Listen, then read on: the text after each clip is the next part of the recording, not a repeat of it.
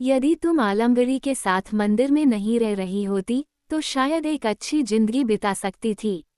शशि ने सर झुकाकर उत्तर दिया, मेरे पास इसके सिवाय कोई चारा नहीं था, परंतु आलमगीर ने मेरा कोई अनिष्ट नहीं किया। युगल उपासना के नाम पर ब्रज में अनेक स्त्रियां पुरुषों के साथ रह रही हैं। इस पृथ्वी पर जिसका कोई धनी धौरी न हो, अंधकार में डूबे हुए भविष्य की आशंका ने जिसे किंकर्तव्य विमूढ़ कर दिया हो, उसके तब आप जैसों की समझ में नहीं आएगा। ये सब वही समझ सकेगा जिस पर बीत चुकी है। मतलब आलमगीर ने तुम्हारा कुछ नहीं बिगाड़ा। आपका मतलब मैं समझती हूँ। सुनिए, एक दिन उसके कहने से मैं निर्वस्त्र हो गई।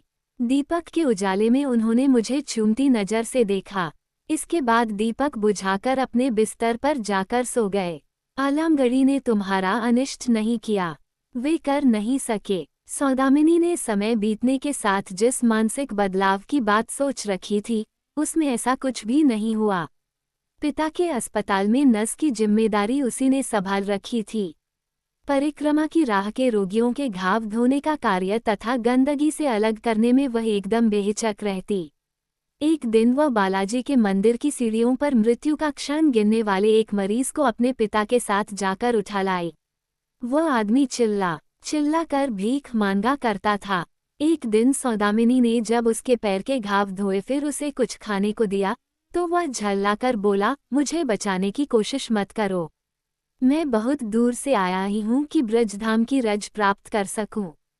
फिर वह ज्यादा दिनों तक नहीं जी सका। दूसरा मरीज लुई बाजार की घुड़साल में जमीन पर मौत का इंतजार करते हुए पड़ा रहता था। रायचौधरी ने उसका मुआयना करने पर पाया कि रोटी और उपचार के अभाव ने उसे मौत के मुंह में पहुंचा दिया है। पहली बार सौदामिनी ने किसी को भूख की यातना से दम तोड़ते देखा। शुरुआती दौर में सौदामिनी ने उत्साह में आकर रायचौधरी की काफी मदद की। कभी कभी उसे लगने लगता कि जिंदगी से उसने सुलह कर ली है। 2 माह तक लगातार अपने पिता के साथ सैयद बाजार, लुई बाजार, वनखड़ी महादेव, अनाज मंडी, यहाँ तक कि हरिजन मोहल्ले में उपजी हुई कांटों की झाड़ियों और सुनसान स्थानों में भी मरीजों को खोजती फिरती थी। उसने भूखे मरते हुए अनेक अधमरे भक्तों को ब्रज की माटी पाने के लिए मौत की घड़ियां गिनते हुए देखा। ये सभी फटेहाल भिखारी थे। कुछ ने अपने कफन काज के लिए कमर की टेंट में पैसे खोंज रखे थे। इसी व्यस्तता के बीच सौदामिनी एक दिन यमुना स्नान के लिए गई। असहनीय धूप के कारण घटवार उठ चुके थे। तर्पणादि के लिए आए हुए कुछ लोग यहाँ वहाँ डटे हुए थे। सौदामिनी को दिखाई पड़ा पीपे के पुल पर एक औरत खड़ी है। निकट जाने पर मालूम पड़ा कि यह तो शशि है। मेरी बहुत दिनों से इच्छा थी कि आपसे अकेले में बात करूं।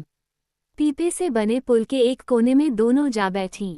पुल के करीब ही जनशून्य जगह पर किसी के क्रियाकर्म संबंधी तुलसी फूल मालाएं आदि पड़ी थीं। जल पर पड़ती हुई पुल की छाया में उनकी परछाइयां जुगनू सी चमक रही थीं। इस समय नहाना ठीक होगा क्योंकि भीड़ छट चुकी है। इस पर सौदामिनी ने अपनी सहमति व्यक्त की। कपड़े बदलकर दोनों पानी में उतरीं। कछुओं से अपने आप को बचाते हुए कुछ देर दोनों नहाती रहीं।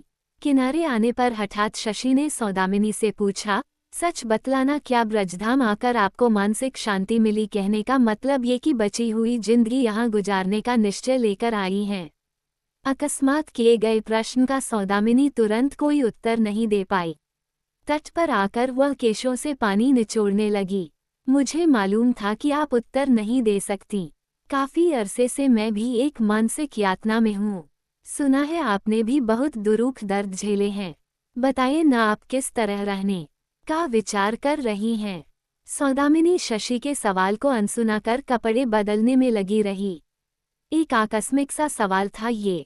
तभी तर्पण के लिए कुछ लोग जुड़ आए। थोड़ी सी दूरी पर एक बूढ़ा खजूर के पेड़ के नीचे जमीन खोद रहा था। यह क्या ढूंढ रहा है? सांप। दोबारा हंसकर शशि ने कहा, हाँ, वह सांप तलाश रहा है।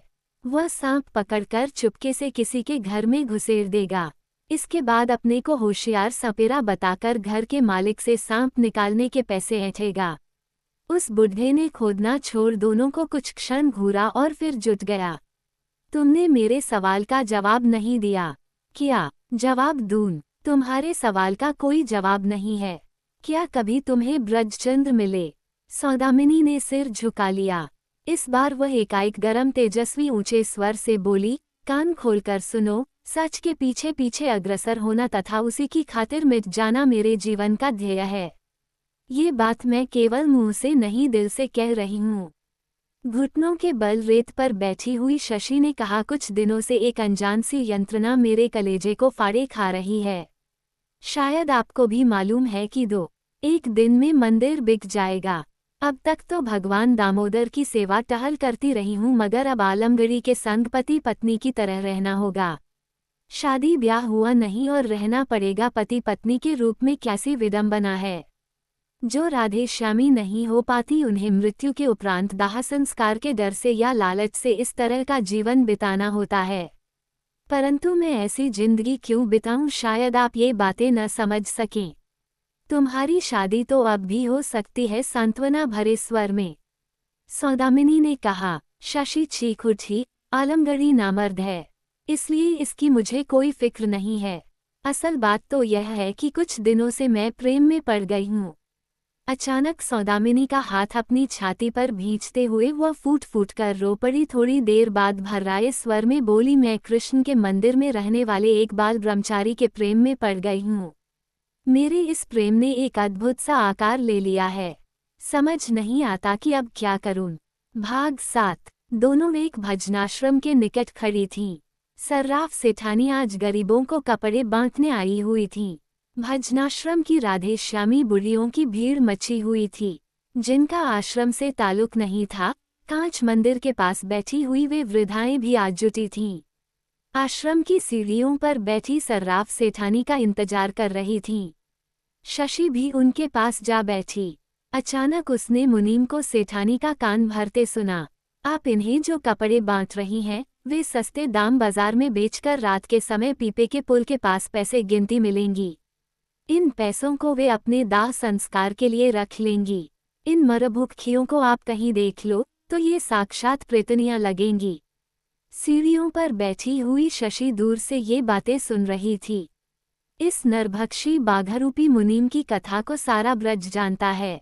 कितनी ही कमसिन राधेश्यामी विधवाओं को इसने दुष्कृत्य के लिए उठवा लिया था। शशि का मन खट्टा हो गया। उसकी आगे बढ़ने की इच्छा ही मर गई। कहाँ तो सोच रखा था, सेठानी से अलग से भेंट हो जाती तो अच्छा था। वह चौक में लौट आई। पीड़ा से उसका हृदय छटपटा उठा। अपने आप से कहने लगी, इस उम्र में भगवान किसी की भी ऐसी दुर्दशा न करे और न ही किसी को इस बुरी तरह निस्सहाया ही करे। उसने सौदामिनी से कहा, देश विभाजन के समय पिता राजशाही की बलि चढ़ गए और माँ ब्रज में एक बार अकाल पड़ा तो लोग तरबूज के बीज पत्ते खाने लगे। इसी कुघड़ी में अक्रूर घाट पर खून की कई करती माँ भी खत्म हो गई। फिर ब्रज की यही गलियां मेरा घर हो गईं। यही मैं बदी हुई। आगे वह कहती चली गई। भले ही वनकरी की गलियों में मैं भूखी पड़ी रही, परंतु अपने सतीत्व और पतिव्रत को बचाए रखा। आज भी इस सब को याद करते हुए मैं गर्व और आनंद का अनुभव करती हूँ। लोगों की बुराई की मैं जरा भी परवाह नहीं करती। पर अब लगता है समय बीतता जा रहा है, परंतु एक अजीब सी पीड़ा है जो मेरी आत्मा को नोचकर खा रही है। मैं बहुत ही बेचैनी भरे दिन काट रही हूँ। वह घुटनों के बीच मुंह छुपाने की कोशिश करने लगी। तुम्हारी बातों पर मुझे भरोसा हो रहा है, पर मंदिर बिक जाने के बाद जाओगी कहाँ? आलमगीरी के साथ रहोगी क्या? कोई चारा न होने पर रहना ही पड़ेगा, या फिर सर्राफ सेठानी राधेश्यामियों को जब फिर कंबल बांटने आएंगी तो उनसे पूछकर शायद उनके पास कोई रियायत निकल आए। दोनों के बीच चुप्पी फैल गई।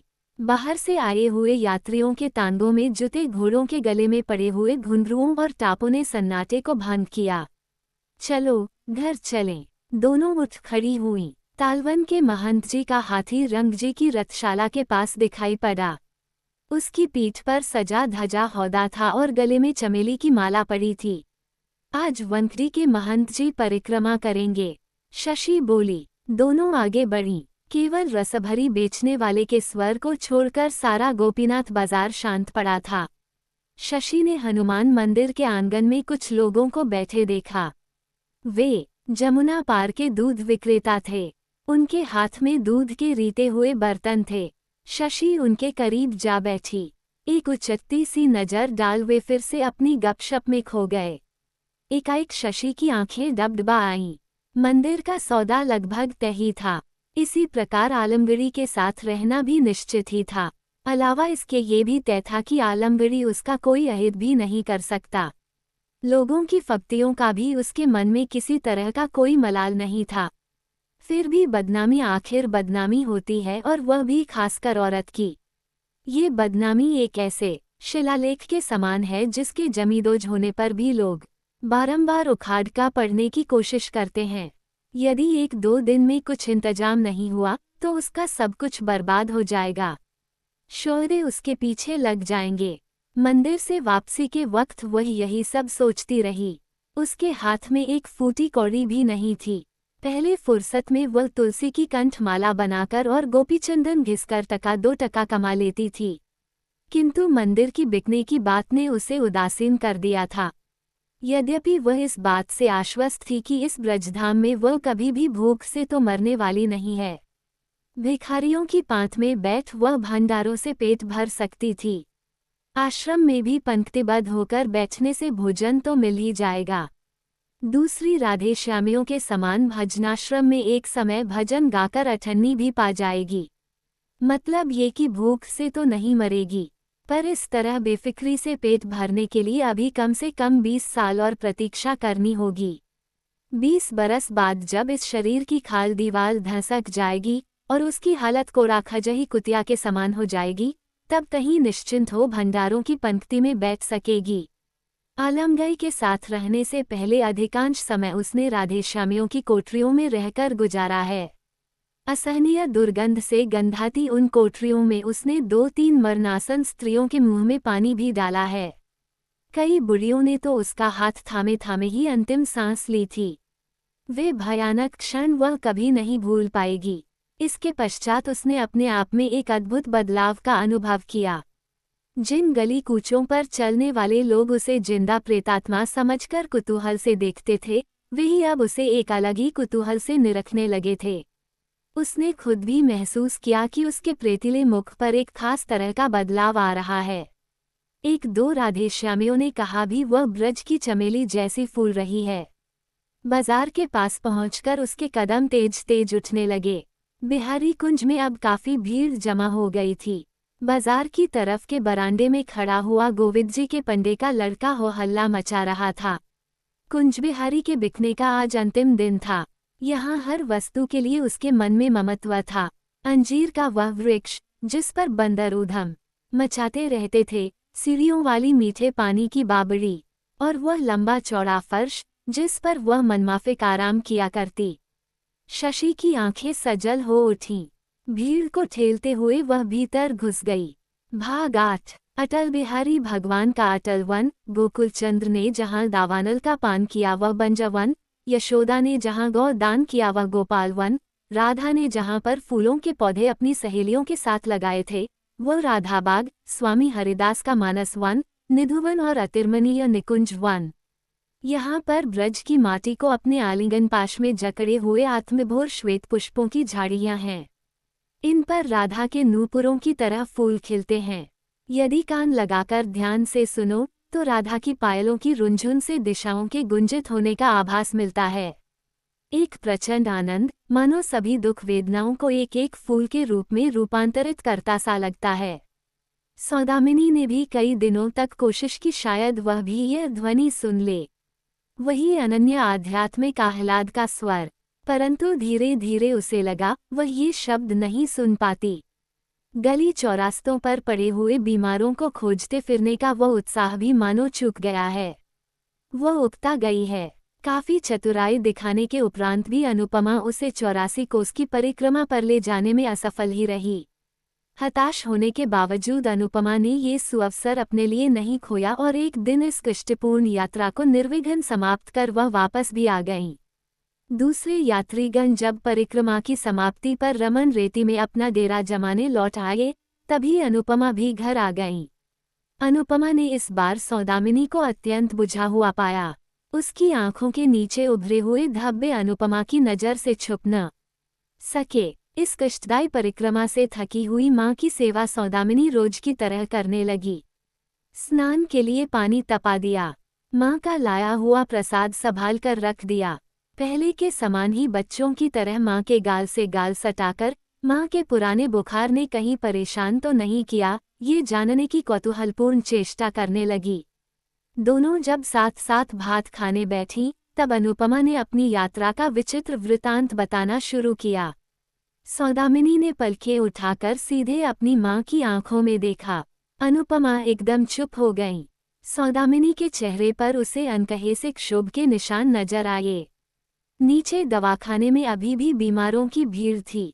रायचौधरी को अब तक भी ऊपर आने की फुर्सत नहीं मिली थी।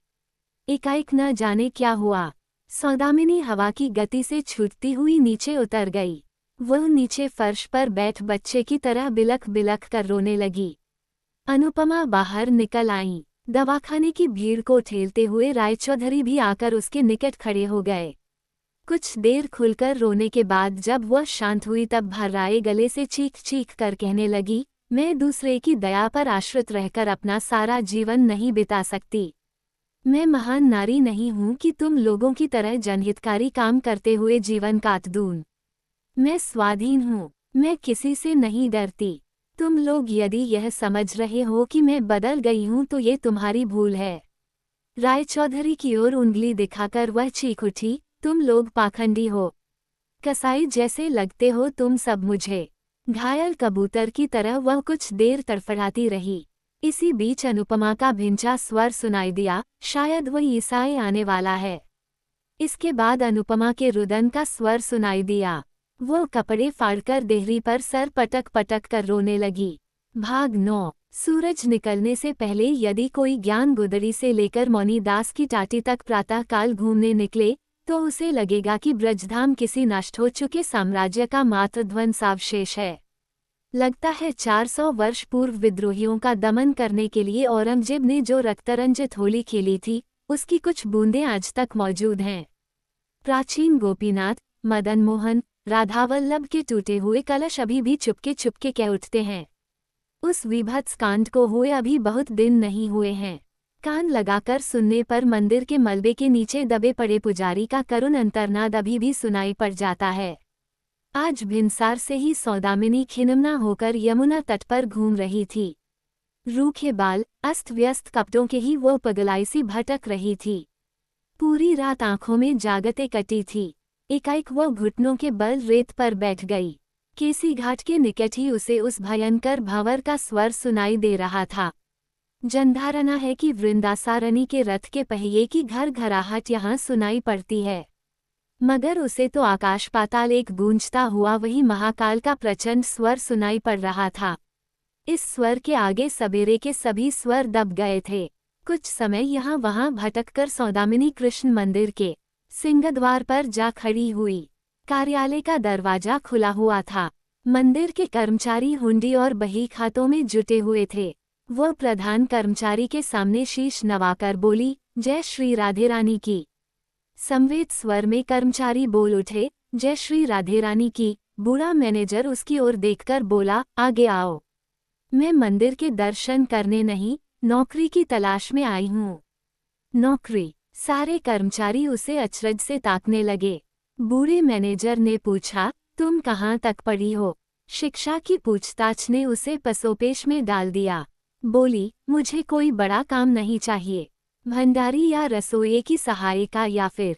कोने में बैठा कोषाधिकारी ठठाकर हंसते हुए बोला, हम जवान औरतों को काम पर नहीं रखते। कभी कभार एक दो राधेश्यामी बुढ़ियाँ यहाँ काम के लिए आती हैं, पर हम उन्हें भी दूर ही रखते हैं।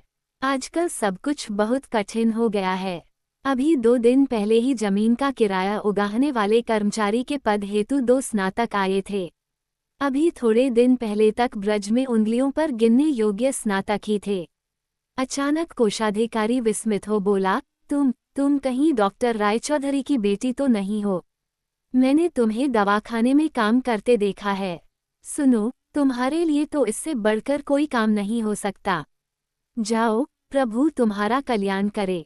आज भिनसार से ही सौदामिनी खिनमना होकर यमुना तट पर घूम रही थी। रूखे बाल, अस्त व्यस्त कपड़ों के ही वो पगलाई सी भटक रही थी। पूरी रात आंखों में जागते कटी थी। एकाएक वो घुटनों के बल रेत पर बैठ गई। केसी घाट के निकट ही उसे उस भयंकर भंवर का स्वर सुनाई दे रहा था। जनधारणा है कि वृंदासारणी के रथ के पहिए की घर घराहट यहाँ सुनाई पड़ती है, मगर उसे तो आकाश पाताल एक गूंजता हुआ वही महाकाल का प्रचंड स्वर सुनाई पड़ रहा था। इस स्वर के आगे सवेरे के सभी स्वर दब गए थे। कुछ समय यहाँ वहाँ भटककर सौदामिनी कृष्ण मंदिर के सिंहद्वार पर जा खड़ी हुई। कार्यालय का दरवाजा खुला हुआ था। मंदिर के कर्मचारी हुंडी और बही खातों में जुटे हुए थे। वह प्रधान कर्मचारी के सामने शीश नवाकर बोली, जय श्री राधे रानी की। संवेद स्वर में कर्मचारी बोल उठे, जय श्री राधे रानी की। बूढ़ा मैनेजर उसकी ओर देखकर बोला, आगे आओ। मैं मंदिर के दर्शन करने नहीं, नौकरी की तलाश में आई हूँ। नौकरी? सारे कर्मचारी उसे अचरज से ताकने लगे। बूढ़े मैनेजर ने पूछा, तुम कहाँ तक पढ़ी हो? शिक्षा की पूछताछ ने उसे पसोपेश में डाल दिया। बोली, मुझे कोई बड़ा काम नहीं चाहिए। भंडारी या रसोइये की सहायिका या फिर। कोने में बैठा कोषाधिकारी ठठाकर हंसते हुए बोला, हम जवान औरतों को काम पर नहीं रखते। कभी कभार एक दो राधे श्यामी बुढ़ियाँ यहाँ काम के लिए आती हैं, पर हम उन्हें भी दूर ही रखते हैं। आजकल सब कुछ बहुत कठिन हो गया है। अभी 2 दिन पहले ही जमीन का किराया उगाहने वाले कर्मचारी के पद हेतु 2 स्नातक आए थे। अभी थोड़े दिन पहले तक ब्रज में उंगलियों पर गिनने योग्य स्नातक ही थे। अचानक कोषाधिकारी विस्मित हो बोला, तुम कहीं डॉक्टर रायचौधरी की बेटी तो नहीं हो? मैंने तुम्हें दवाखाने में काम करते देखा है। सुनो, तुम्हारे लिए तो इससे बढ़कर कोई काम नहीं आ सकता। जा, प्रभु तुम्हारा कल्याण करे। सिंहद्वार के पास खड़ी हुई ही उसने रथगृह से चरण बिहारी गौतम को निकलते देखा। उसे देख वह आग्रह के साथ बोला, राधा रानी की जय। सौदामिनी ने सिर झुकाए यही शब्द दोहरा दिए। सुना है आजकल दवाखाने में दिन व्यतीत हो रहे हैं। वृंदावन के 5000 मंदिर देखने का उत्साह शायद अब नहीं रहा। इस वक्त चरण बिहारी से मुलाकात सौदामिनी को बिल्कुल नहीं अखरी। वैसे भी वापस यही जाकर उसे अंधेरे कुएं में ही कैद होना था। कुछ दिनों से उसे महसूस हो रहा था कि कोठरी की चारदीवारी उसे घेरकर दबोच लेगी। एक दिन वह जिंदा दफना दी जाएगी। वह बोली, आपको इस वक्त कोई काम न हो तो क्या अभी मेरे साथ एक चक्कर लगा सकेंगे? फिर आप थोड़ा रुकिए, रथ का पहिया साफ कर रहे मजदूरों को थोड़े से निर्देश देकर आता हूँ। केला, कपड़ा, घंटा, झंडा तथा लकड़ी के गंधर्व किन्न आदि से विहीन रथ के पहिए की सफाई कर रहे मजदूर सिर उठाकर सौदामिनी को देखने लगे। तो आज वृंदावन के 5000 मंदिर देखने की आपकी इच्छा हुई है, परंतु आज उत्साह कैसे? मेरी वापसी का वक्त हो गया है। लौट जाओगी? कातर कंठ से चरण बिहारी बोला, रंग जी की नौकलीला होने को है। क्वार में रामलीला, पौष में बैकुंठ उत्सव, चैत्र के कृष्णा पक्ष की दूज पर ब्रह्म उत्सव होंगे। न ब्रज से इस तरह लौटना ठीक नहीं होगा। खासकर रंग जी की रथयात्रा नहीं देखोगी। गोविंद जी के सामने से दोनों निकले। भयंकर गर्मी थी। गोविंद जी के लाल पत्थरों से चिनगारियां सी निकल रही थीं। कुछ दूर तक दोनों चुपचाप चलते रहे। मंदिरों को छोड़ दोनों यमुना की तरफ बढ़े। टूटी फूटी दीवारों पर चिपके हुए सूखे भोजपत्र के समान बदरंग से पोस्टर दिखाई दे रहे थे। कैसे विज्ञापन हैं? ये सब कृष्ण मंदिर में खेली गई खूनी होली के निशान हैं। सौदामिनी ने दीवार के सामने खड़े होकर पढ़ने की कोशिश की। भक्तों के चढ़ावे के धन की प्रबंधन समिति की फिजूल खर्ची से रक्षा कीजिए। विभिन्न विभागों के अधिकारियों को अपने मतलब के लिए दावत देकर मुकदमा इत्यादि में मंदिर की रकम पानी की तरह बहाने और मंदिर में पुलिसिया राज स्थापित करने का हम विरोध करते हैं। भक्तों द्वारा चढ़ावे में आने वाले सोना चांदी, मोती जवाहरात, कपड़ा बर्तन का सही उपयोग नहीं होता है, बल्कि ये सब काला बाजारी से औने पौने दाम में बेच दिए जाते हैं। राधाजी की जरीदार पोशाक ले जाकर बाहर अधिक मूल्य में बेच दी जाती है। बिहारी जी के प्रसाद को जलाना तो जघन्य अपराध है। उम्मीद है आप सब समझ गए होंगे। चलते चलते दोनों यमुना की रेत पर आ गए। विगत कुछ दिनों से जरामासी उगाई थी। इस धीर समीर घाट पर इस वक्त मांगलिक कार्य हेतु कोई भी मौजूद नहीं था। जरामासी लताओं की छाया में विशालकाय कछुए लेटे थे। परिक्रमा के रास्ते पर दोनों चलने लगे। चरण बिहारी बोला, इस वक्त ठीक यहीं पर एक रहस्यमय चीज देख सकेंगी, यानी यमुना के जल से आती हुई एक अजीब सी किरण अपनी आभा से चतुर्दिक छाया देगी। गौर से देखिए। नहीं, आज मेरा मन इन सब बातों की तरफ बिल्कुल नहीं है। क्या आपके मन पर निराशा छाने लगी है? सौदामिनी खामोश रही। दीवारों पर मंदिर की दुर्व्यवस्था संबंधी भोजपत्र जैसे जर्जर इश्तहारों की चिंदियां उड़कर बालू पर बिखर रही थीं। अंजीर के पेड़ तले सांप खोज रहे व्यक्ति के खुरपे से खोदने की आवाज सुनाई पड़ रही थी। आइए, इन सीढ़ियों पर कुछ देर बैठने से आपकी उद्विग्नता कम हो जाएगी। सामने आप जो टूटी सीढ़ियां देख रही हैं न, अभी कुछ दिन पूर्व यहीं से सीढ़ियों के नीचे दबी हुई भगवान दधिकन की प्रतिमा खोदकर निकाली गई है। इनके हाथों में दान पत्र और मस्तक पर 7 फन वाले सर्प का मुकुट शोभित हो रहा था। यही वह धीर समीर घाट है, जहां पर गोकुलचंद्र कृष्ण ने माननी राधा के दोनों चरणों को माथे से लगाकर मनाते हुए कहा था,